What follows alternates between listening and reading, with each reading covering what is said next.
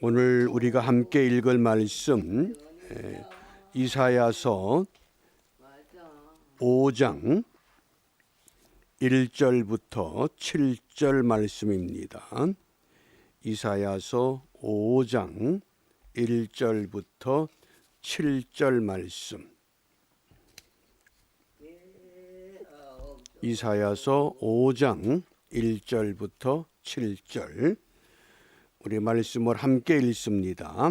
내가 나의 사랑하는 자를 위하여 노래하되 나의 사랑하는 자의 포도원을 노래하리라.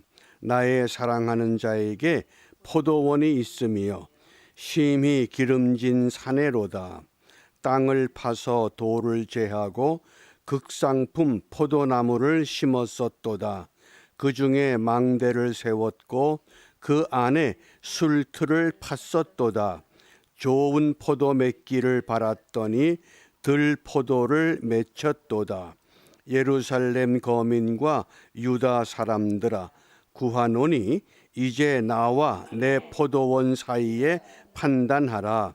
내가 내 포도원을 위하여 행한 것 외에 무엇을 더할 것이 있었으랴.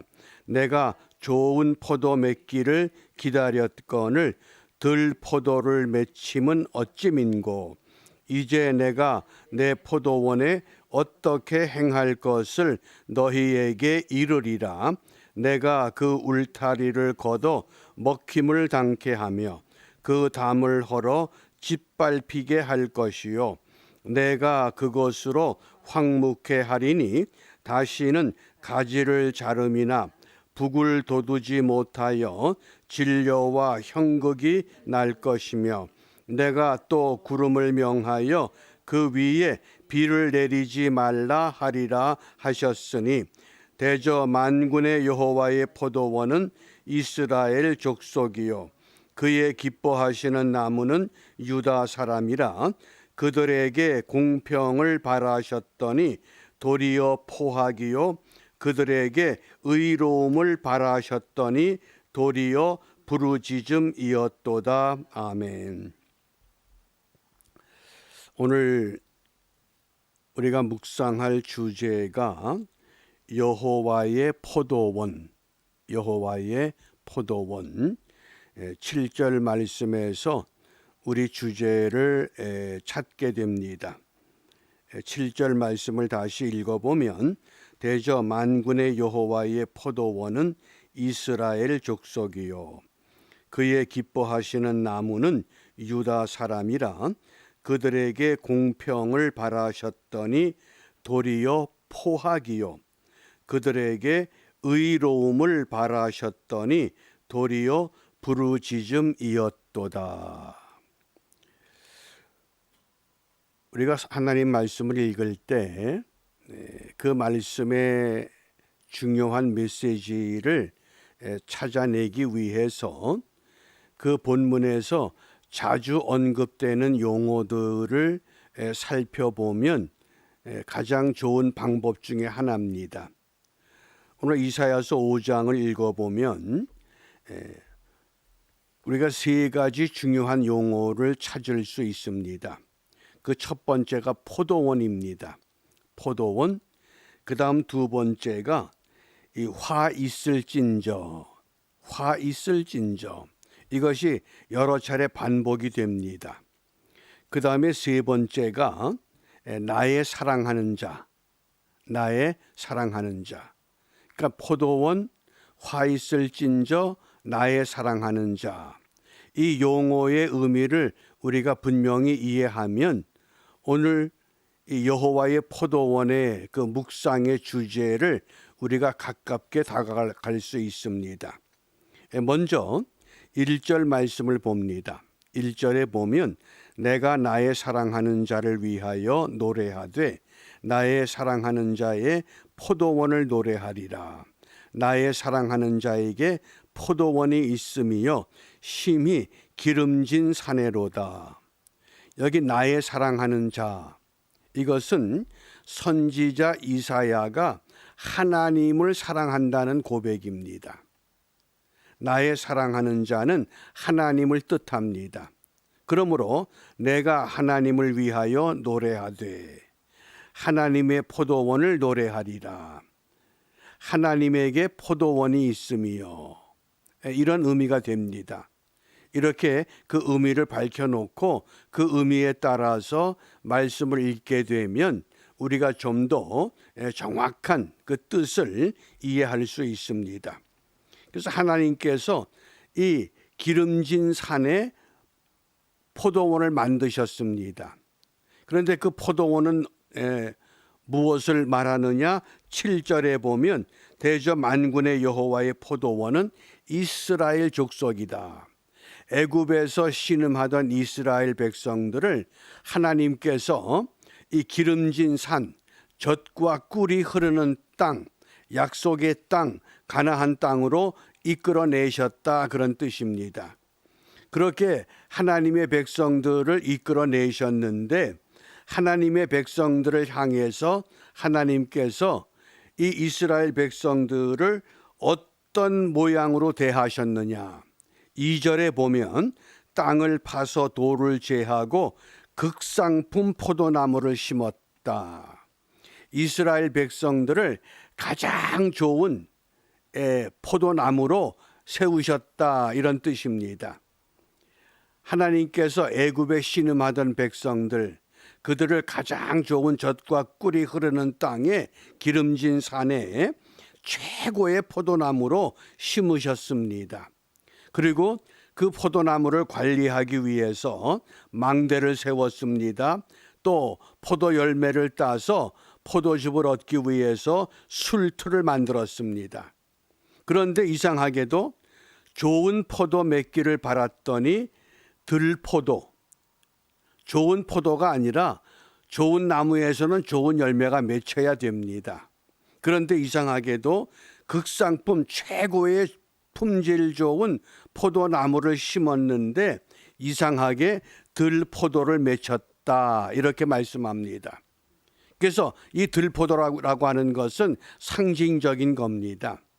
하나님께서 포도원을 만드시고 이 포도나무를 관리하기 위해서 망대를 세우셨습니다. 울타리를 둘렀습니다.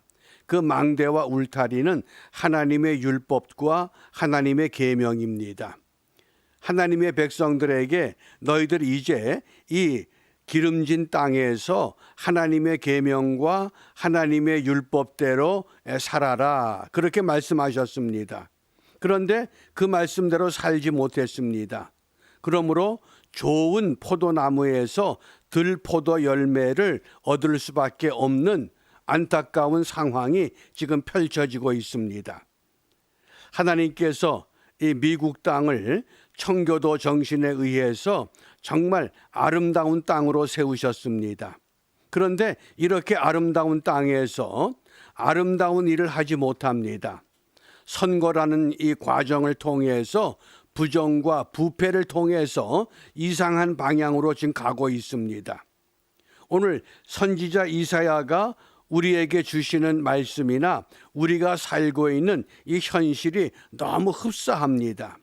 그러면 오늘 이 극상품 포도나무 이스라엘 족속들이 또 자유대한민국에 살고 있는 그 하나님의 사람들이 또 미국 땅에 살아야 할 하나님의 사람들이 어떤 삶을 살고 있는가, 오늘 본문을 우리가 좀 더 정확하게 이해하기 위해서 이 시대가 어떤 잘못을 행하고 있는가를 좀 살펴보겠습니다. 먼저 8절입니다. 우리 8절 말씀 함께 읽습니다. 가옥에 가옥을 연하며 전토에 전토를 더하여 빈틈이 없도록 하고 이 땅 가운데서 홀로 거하려 하는 그들은 화 있을진저. 이게 한마디로 말하면 부동산 투기를 좋아하는 겁니다. 부동산 투기. 왜? 가옥에 가옥을, 전토에 전토를, 집을 몇 채씩 가지고 있고 땅을 곳곳에 가지고 있는 이 부동산 투기와 같은 현상입니다. 이런 잘못, 하나님의 백성들이 공동적으로 같이 잘 살고 잘 누려야 할 터인데 그러지 못하는 삶이 과거에도 있었고 지금도 여전히 똑같은 방법으로 진행되고 있습니다. 그 다음 두 번째 잘못이 11절입니다. 11절 말씀을 함께 읽습니다. 아침에 일찍이 일어나 독주를 따라가며 밤이 깊도록 머물러 포도주에 취하는 그들은 화 있을진저. 이게 쉽게 말하면 맛집 탐방입니다. 그저 맛있는 음식이 있으면 거리를 구분하지 않고 어디든지 가서 그 음식 먹기 위해서 달려가는 사람들입니다. 오래전에 독일 팔츠주의 독일 교회를 대표하는 지도자들이 한국을 방문해서 제가 목회하던 지역을 안내한 적이 있습니다. 그때 그 지도자 가운데 한 분이 그런 질문을 합니다. 너희 나라는 참 땅도 좁은데 왜 이렇게 가는 곳마다 호텔, 여관, 식당이 많으냐. 이상하다는 겁니다. 왜 그렇게 좁은 땅에 그렇게 많은 숙박업소, 그렇게 많은 식당이 있는지 이해를 못하겠다고 그럽니다. 그래서 이게 우리 문제구나. 왜 이 맛집을 찾아다니는 것, 국민소득이 한 3만 불쯤 올라가니까 맛집 탐방이라는 프로그램도 있습니다. 그래서 맛있는 음식을 쫓아다닙니다. 그 다음에 세 번째 잘못된 모습이 우리 18절입니다. 18절 말씀에 보면 거짓으로 끈을 삼아 죄악을 끌며 수레줄로 함같이 죄악을 끄는 자는 화 있을진저. 이게 거짓 예언을 말하는 겁니다. 진리를 가르치지 않고 하나님의 음성을 전하는 것이 아니라 사람 듣기 좋은 것을 가르치고 전하는 그런 현상을 말하고 있습니다. 그 다음에 네 번째 20절입니다. 20절 말씀에 보면 악을 선하다 하며 선을 악하다 하며, 이게 뭔고 하니 거짓 판결입니다. 얼마나 잘못된 판결이 또 이 땅에 성행하면 흔히 하는 말이 유전무죄, 무전유죄다. 뇌물을 주면 죄가 있어도 무죄가 되고 뇌물을 주지 않으면 죄가 없어도 죄를 뒤집어 쓰는 그런 세상이다. 그렇게 지금 빗대고 있습니다. 이런 세상을 일컬어서 23절에 그들은 뇌물로 인하여 악인을 의롭다 하고 악인에게서 그 의를 빼앗는다. 뇌물이 성행하는 사회. 그래서 이런 사회를 한마디로 하나님께서 어떻게 책망하셨느냐, 그것이 24절입니다. 24절 말씀을 함께 읽습니다. 이로 인하여 불꽃이 구루터기를 삼킴같이 마른 풀이 불 속에 떨어짐같이 그들의 뿌리가 썩겠고 꽃이 티끌처럼 날리리니 그들이 만군의 여호와의 율법을 버리며 이스라엘의 거룩하신 자의 말씀을 멸시하였음이라. 율법을 버리고 말씀을 멸시하는, 진리를 비진리로 바꿔버립니다. 참된 것을 거짓으로 바꿔버리는 이런 타락한 현상.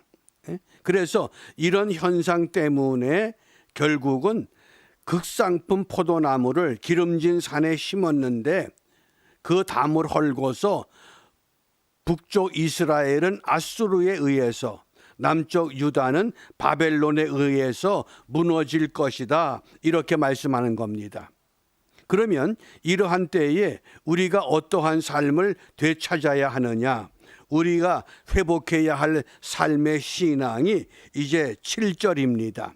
오늘 주제가 있는 7절 말씀에서 우리의 삶에, 우리 신앙의 결단을 함께 나누고자 합니다. 우리 7절 말씀을 함께 읽습니다. 대저 만군의 여호와의 포도원은 이스라엘 족속이요 그의 기뻐하시는 나무는 유다 사람이라. 그들에게 공평을 바라셨더니 도리어 포악이요 그들에게 의로움을 바라셨더니 도리어 부르짖음이었도다. 아멘. 여기 공평과 의 두 가지입니다. 이 타락한 시대 부패한 하나님의 백성들 극상품 포도나무를 향해서 다시 한번 너희들이 최고의 품질 좋은 포도나무로 성장하기 위해서는 공평과 의를 요구하십니다. 그러면 공평과 의가 무엇이냐?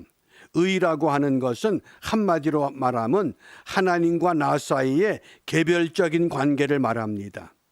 쉽게 설명하면 우리가 성경 여러 곳에서 하나님께서 아브라함이 하나님을 믿으니 그것을 의로 여겼다 그랬습니다. 그게 의입니다. 하나님과의 개별적인 관계에서 올바른 관계, 하나님과 나 사이의 올바른 관계가 의라고 하는 체다카 그렇게 이야기를 합니다. 그것이 의입니다. 그 다음에 공평이라고 하는 것은 내가 하나님과 올바른 관계, 체다카의 관계가 회복이 되면 그 체다카 의를 가지고서 사람들과의 관계, 사회적 관계, 그것이 공평입니다.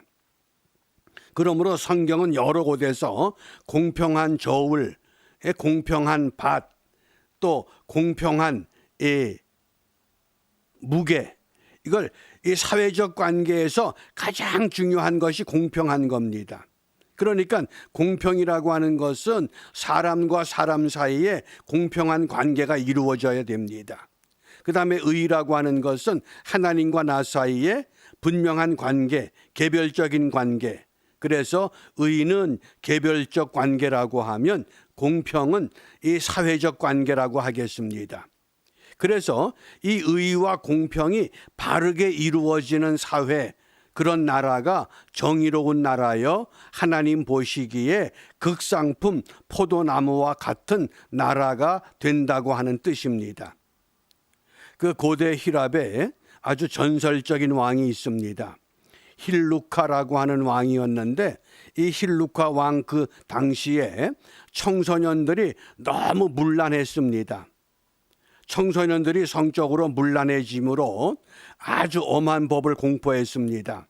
누구를 막론하고 이 청소년들이 이 문란한 죄를 범하게 되면 두 눈을 뽑아버리겠다. 아주 극형에 처하는 그런 형벌을 공포했습니다. 그러니까 한동안 나라가 조용했습니다.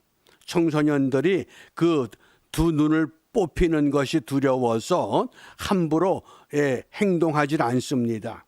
그런데 한날은 한 젊은이가 붙잡혀 왔는데 공교롭게도 그 젊은이가 왕위를 계승할 왕자였습니다. 그러니까 재판관이 왕자의 두 눈을 뽑으면 앞으로 이 나라의 왕은 앞을 보지 못하는 왕이 세워져야 됩니다. 그렇다고 눈을 뽑지 않으면 법 질서가 이 공평이 없어지는 겁니다. 그러자 망설이고 있으니까 그 힐루카 왕이 재판관에게 명하기를 얼른 저 왕자의 눈을 뽑으시오. 그러니까 할 수 없이 한쪽 눈을 뽑았습니다. 두 번째 눈을 뽑으려고 할 때에 왕이 잠깐 멈추시오. 그러더니 내 한쪽 눈을 뽑으시오. 왕의 한쪽 눈을 아들의 눈을 대신해서 뽑았습니다. 분명히 눈은 두 개가 뽑힌 겁니다. 이런 이야기를 들었던 그 당시 많은 백성들이 우리가 법을 지키지 않으면 왕자의 눈도 뽑고 왕의 눈도 뽑는데 우리 눈이야 오죽하겠느냐. 그 이후로 나라가 평온해졌다는 뜻입니다. 그래서 이 전설적인 힐루카 왕의 이야기가 지금도 전해져 옵니다. 바꿔 말하면 오늘 이 시대가 왜 이렇게 혼란스러우냐? 하나님께서는 가장 좋은 포도나무를 가장 좋은 땅에 심으셨습니다. 그런데 그곳에서 하나님이 원하는 공평과 의를 행하지 않기 때문에 오늘 이 잘못된 현상이 이 땅을 어지럽히고 있습니다. 그러므로 우리가 이 아침 시간에 분명 다시 한번 하나님이 우리에게 원하시는 공평과 의를 우리가 회복할 수 있는 그 일을 위해서 기도하고 또 그 일을 위해서 결단할 필요가 있습니다. 그러면 팬데믹이라고 하는 이 코로나 바이러스가 창궐해서 많은 사람들이 이 죽음의 골짜기로 몰려가는 이러한 때에 우리가 읽었던 말씀 그대로 에스겔, 하나님이 우리를 강하게 하신다. 이사야, 하나님이 우리를 구원하신다. 그래서 전염병이 창궐한 세상에서 우리를 강하게 하셔서 반드시 우리를 구원하시고 하나님의 거룩한 백성, 극상품 포도나무로서 좋은 열매 맺을 수 있도록 우리와 함께 하시고 우리를 지켜주실 줄 믿습니다. 이런 은혜가 우리 모두에게 임하는 축복의 하루가 이루어지시기를 주님의 이름으로 축복합니다. 기도하겠습니다. 죽을 수밖에 없던 죄인들을 가장 귀한 사랑을 통해서 하나님 앞으로 인도하셨습니다. 이 사랑을 힘입고 우리가 오늘도 또 한 날의 삶을 시작합니다. 하나님께서 우리에게 요구하시는 것은 공평과 의라고 하셨사오니 이제 먼저 우리 자신들이 하나님 앞에 철저한 의를 회복할 수 있는 믿음의 사람으로 우리를 붙잡아 주시고 이와 같은 의의를 가지고 세상에 나아가 사람과 사람 사이에서 반듯한 공평을 이루어내므로 이 땅의 지도자들까지라도 하나님을 두려워할 줄 알고 하나님 앞에 다시 한번 무릎을 꿇을 수 있는 지도자들이 반듯하게 세워지는 아름다운 땅, 아름다운 나라가 회복될 수 있도록 축복하여 주시옵소서. 행여 나 한 사람의 잘못으로 인하여 이 땅 전체가 어려움과 고통을 받는 일이 없도록 우리 자신들을 쳐서 하나님 앞에 복종하여 하나님 편에 세워 나아가는 일에 승리하는 우리 모두가 되도록 인도하여 주시고 이러한 은혜가 오늘 우리에게 임하도록 주님께서 우리에게 가르쳐 주신 기도로 함께 기도합니다. 하늘에 계신 우리 아버지, 아버지의 이름을 거룩하게 하시며 아버지의 나라가 오게 하시며 아버지의 뜻이 하늘에서와 같이 땅에서도 이루어지게 하소서. 오늘 우리에게 일용할 양식을 주시고 우리가 우리에게 잘못한 사람을 용서하여 준 것 같이 우리 죄를 용서하여 주시고 우리를 시험에 빠지지 않게 하시고 악에서 구하소서. 나라와 권능과 영광이 영원히 아버지의 것입니다. 아멘. 아멘. 마치겠습니다.